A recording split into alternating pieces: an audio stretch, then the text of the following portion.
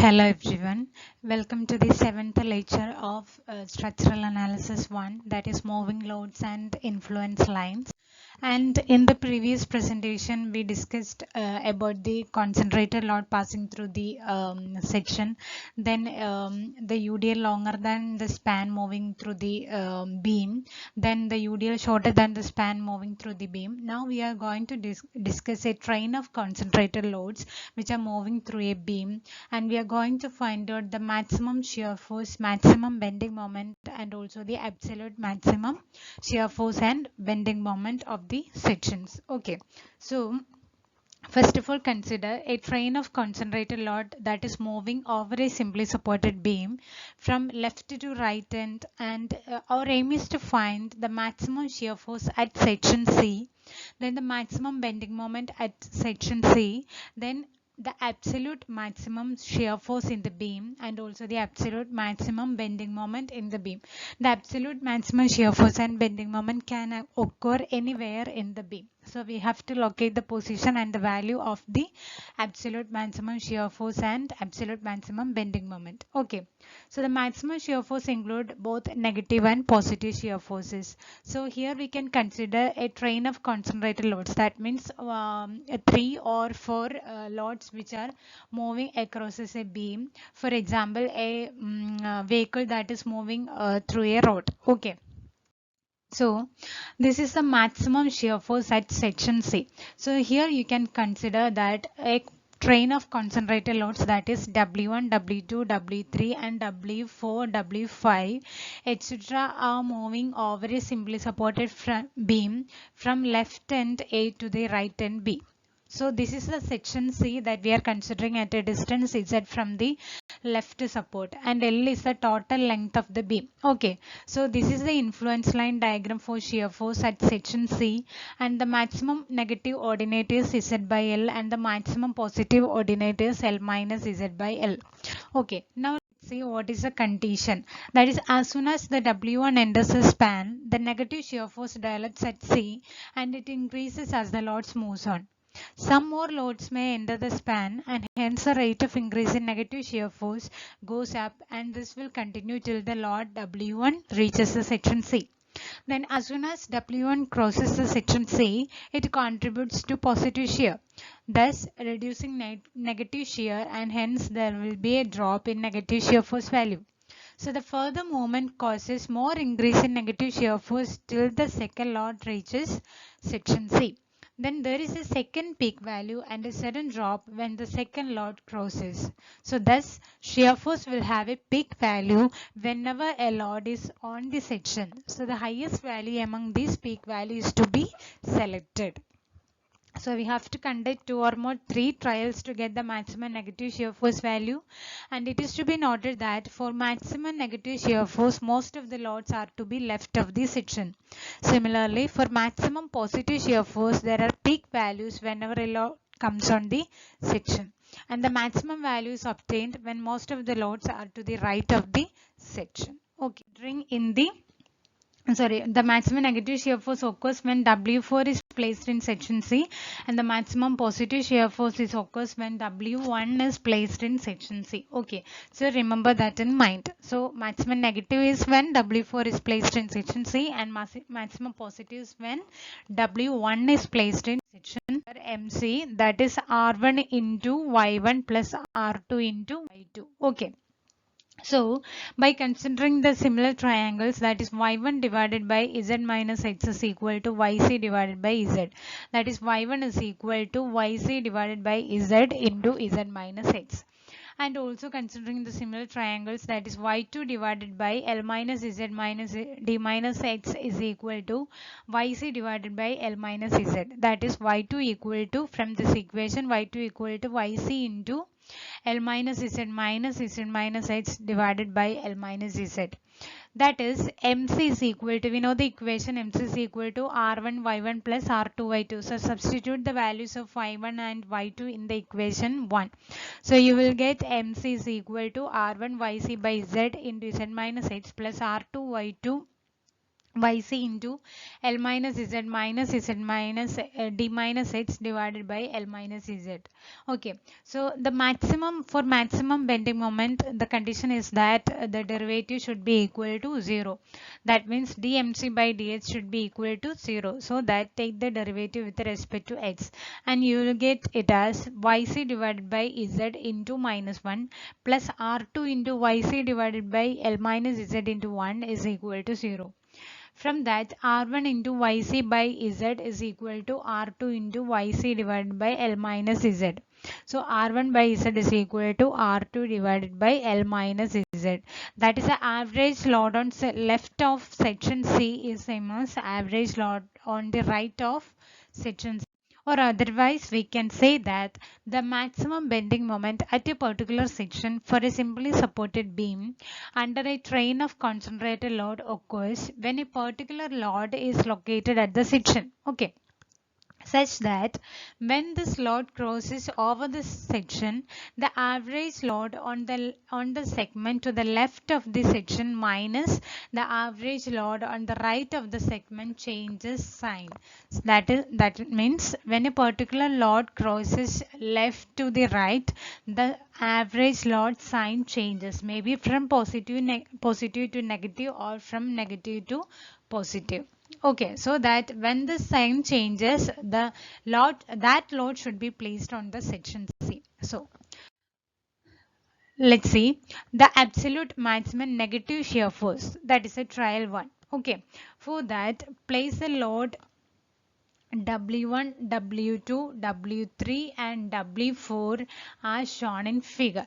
That means we already know how absolute maximum negative shear force occurs. That means absolute maximum negative shear force occurs when this negative ordinate is 1. Okay.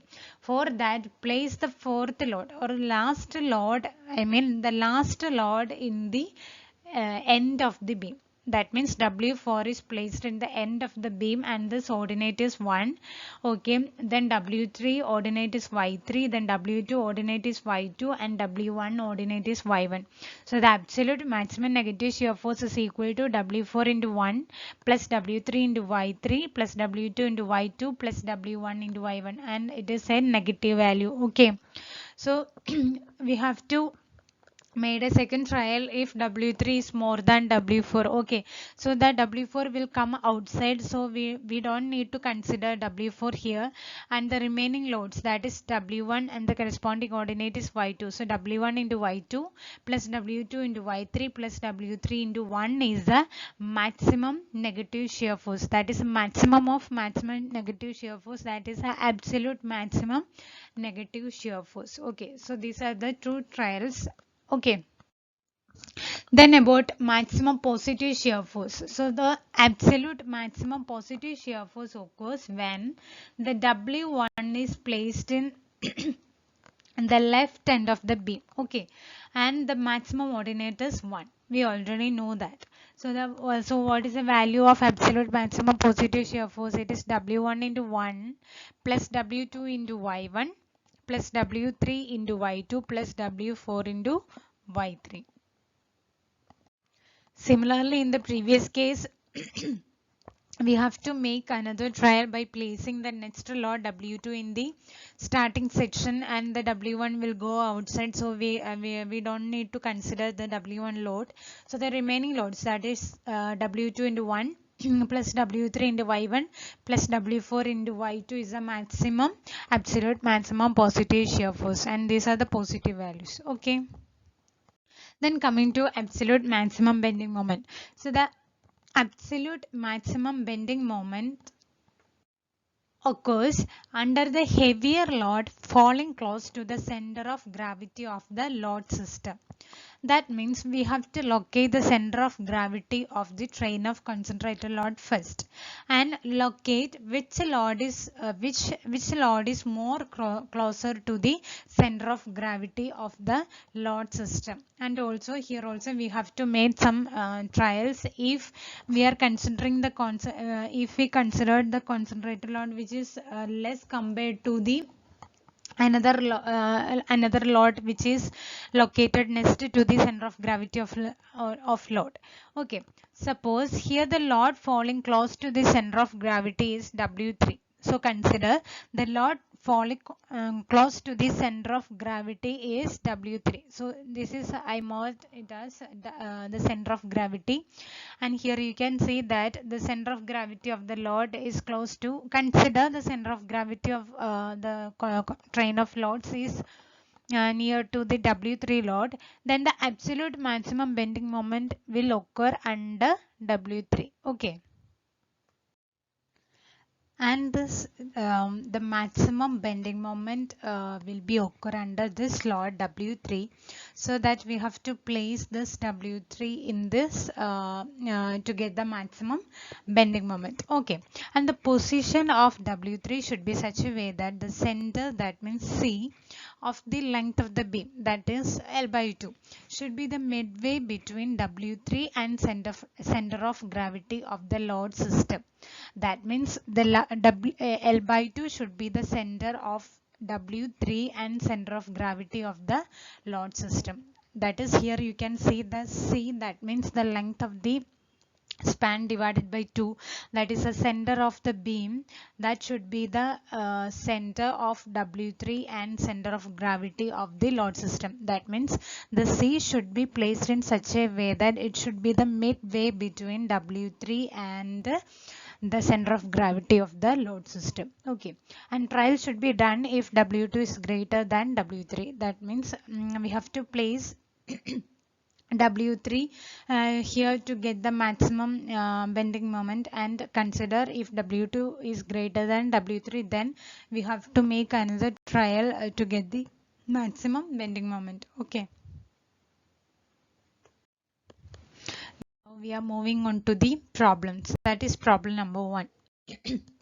That is 4-point loads 8 kilonewton, 15 kilonewton, 15 kilonewton and 10 kilonewton having center to center spacing of 2 meter in between consecutive loads, and they traverse a girder of 30 meter span from left to right with a 10 kilonewton load leading. So calculate the maximum bending moment and shear force at a section 8 meter from left to support, and also the absolute maximum bending moment. Okay, so this is a question.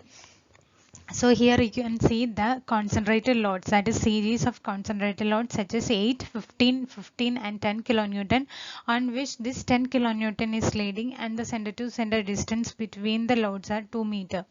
And here this is a beam, simply supported beam, on which the ends A and B are simply supported. So consider the section C at a distance Z, that is 8 meter is Z here, and the total length of the beam AB is 30 meter. So we have to calculate the absolute maximum bending moment, and for that we have to make some calculations. That is, for maximum bending moment, we are considering the first 10 kilonewton load is crosses the section C. That means we have to cross all these loads in the section C and find out where the sign changes while passing these loads on the section C. Okay, first of all, considering this 10 kilonewton passing the section C. Okay, so let's see the columns of the table. That is average load on AC span, then the average load on CB span, then the difference between average load on AC and average load on CB. Okay, so consider the first 10 kilonewton load is passing through the section C, and it is reaches in the section CB. Okay, so the average load on section AC is the total load divided by length of AC. So the total load is 8 plus 15 divided by total length of AC. Here you can see AC is 10 meter long. Okay, so that's equal to 4.75. Now consider the average load on CB. Here you can see that only 10 kilonewton is in the span CB. So the average load is 10 divided by 22. That is the span of CB.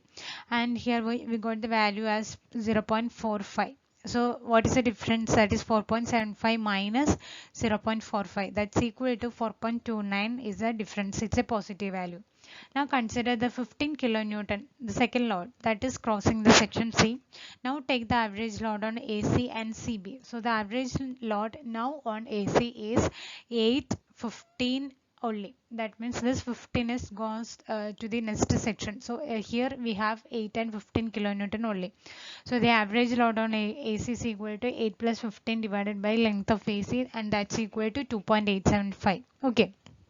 And now the average load on CB is 10 plus 15 divided by 22, that is 1 plus 1.136. So the difference is 1.739 kilonewton, and it's also a positive value. Now consider the next 15 kilonewton. The second 15 kilonewton is crossing the section C. Now the average load on AC is only 8 kilonewton, that is 8 by 8 is equal to 1 kilonewton is the average load on AC. Now the average load on CB is 15 plus 10 divided by 22. 22 is the length of span CB, and this is equal to 1.818. Now the difference is 1 minus 1.8, that's equal to minus 0.818. So here you can see that the second 15, while the second 15 kilonewton crosses the section, the sign changes from 1.739 positive value to minus 0.818. So while passing 15 kilonewton on the section, the sign changes from positive to negative, so that the maximum bending moment occurs when 15 kilonewton is placed, okay, on section C. For that, we have to place this second 15 kilonewton at this section C. And so place 15 kilonewton on section C. So this is my second 15 kilonewton. I am placing this in section C, and I am marking all the other coordinates, and this maximum ordinate can be marked as YC, and its value is Z into L minus Z by L, and the other ordinates are Y1, Y2 and Y3. So by considering the similar triangles, we will get the values of Y1, Y2, Y3. So the maximum bending moment MC is equal to 8 into Y1 plus 15 into YC plus 15 into Y2 plus 10 into Y3. Okay, and that's equal to 250.91 kilonewton meter. So this is the steps for finding the maximum bending moment. Only thing is that we have to draw the simply supported beam and consider each load is passing through the section C, and calculate the average load on two spans and take the difference, and find when this sign changes from positive to negative or negative to positive. Okay, and place that particular load in the section C to get the maximum bending moment. Okay. The maximum positive shear force. How will you obtain the maximum positive shear force? It is obtained when the tail of the loads, that is 8 kilonewton, is placed in the section C. For that, place this 8 kilonewton in the section C, and the other loads will appear in the span CB. Okay, and draw the corresponding ordinates. For 8 kilonewton, it is L minus Z by L, and its value is 0.733, which is we found in the previous slide. And corresponding to 15, the ordinate is Y1, and corresponding to 15, the ordinate is Y2, and corresponding to 10 kilonewton, the ordinate is Y3.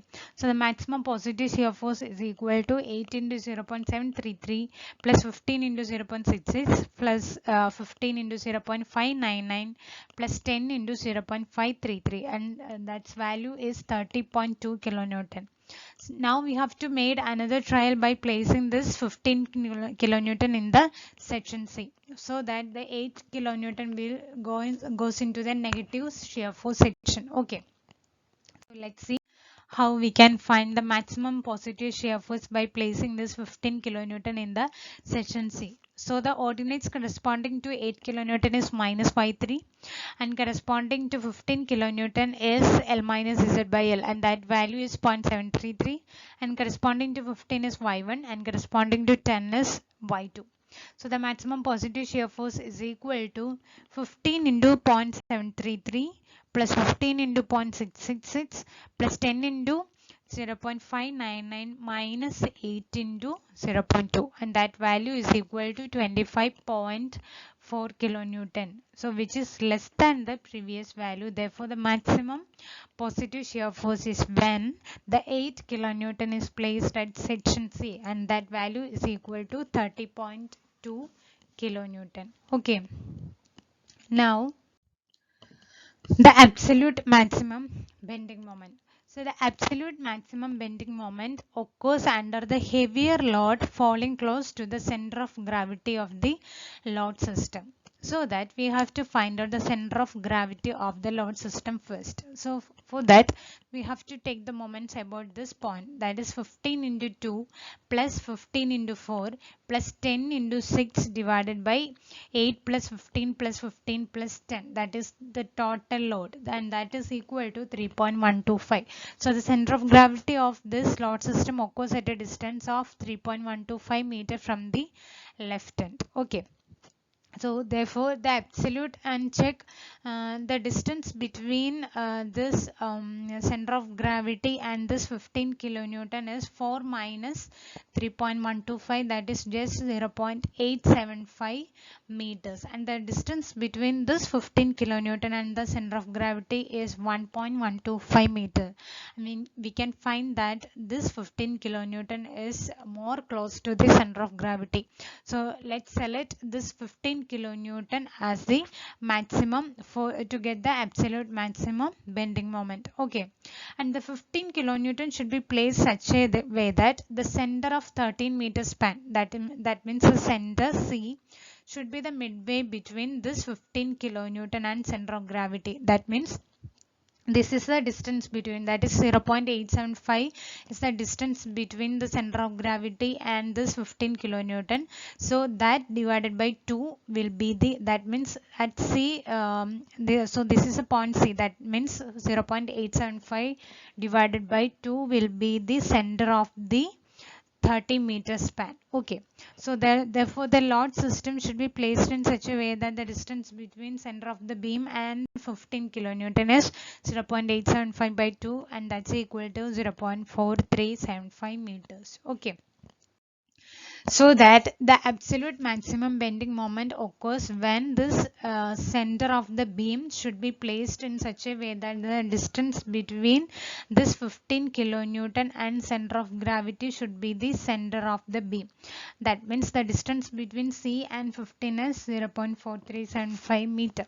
So I am placing like this, the 15 kilonewton is at a distance of 0.4375 meters from the center of the beam. So you can see that up to this 15 kilonewton the length is 15.4375 meters. Under this maximum y will be occur, maximum ordinate will get under this 15 kilonewton, and the other ordinates are under 8 kilonewton it is y1, under 15 kilonewton it is y2, under 10 kilonewton it is y3. Okay, so how will you obtain the absolute maximum bending moment? It is nothing but 8 into y1 plus 15 into y2 plus 15 into y max plus 10 into y3, by considering the similar triangles and by taking this ordinate. This ordinate is z into L minus z by L, and here you can see the z here, it is 15.4375 meters. So here we have to consider the distance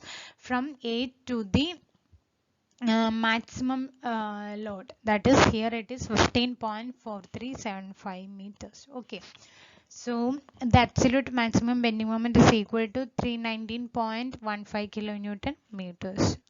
Okay,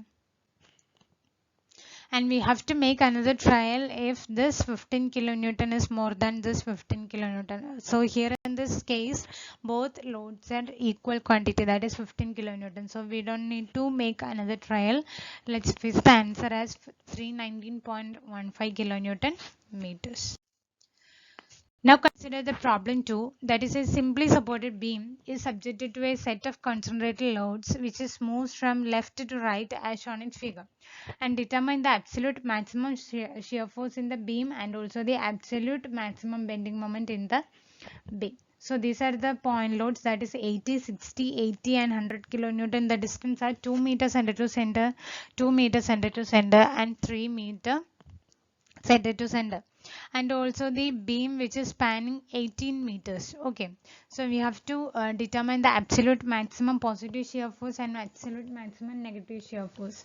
So the absolute maximum negative shear force occurs when this 100 kilonewton is placed in the section C. And we have to make another trial by placing this 80 kilonewton in the section C also. So the absolute maximum negative shear force occurs when the right part of the load at the sorry,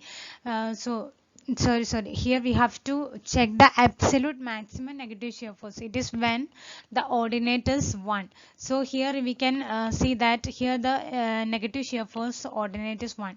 So for that, place this 100 kilonewton in the right end, okay, and measure the absolute maximum negative shear force as 100 into 1 plus 80 into y1 plus 60 into y2 plus 80 into y3. Okay, that means by taking the similar triangles we can find out y1, y2, y3, and y1 we got it as 0.833 and y2 is 0.722 and y3 is 0.611. So you got the values of y1, y2, y3, and the absolute maximum negative shear force is equal to 100 into 1 plus 80 into y1 and 60 into y2 plus 80 into y3, and all these values are negative values. Okay, so the answer is minus 258.84 kilonewton.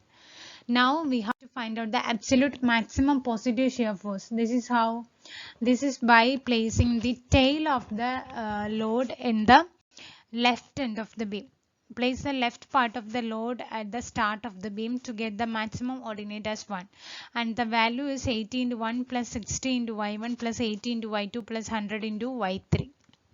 And that's equal to 256.4 kilonewton. Okay, now the absolute maximum bending moment. So the absolute maximum bending moment occurs when absolute maximum bending moment occurs under the heavier load falling close to the center of gravity of the load system.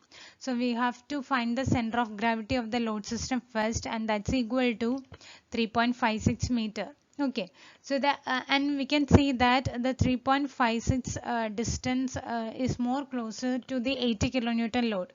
So the absolute maximum bending moment occurs under the 80 kilonewton. So that means the distance between the 60 kilonewton and center of gravity.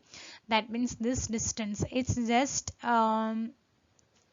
1.56 meters, whereas the distance between center of gravity and 80 kilonewton is 0.44.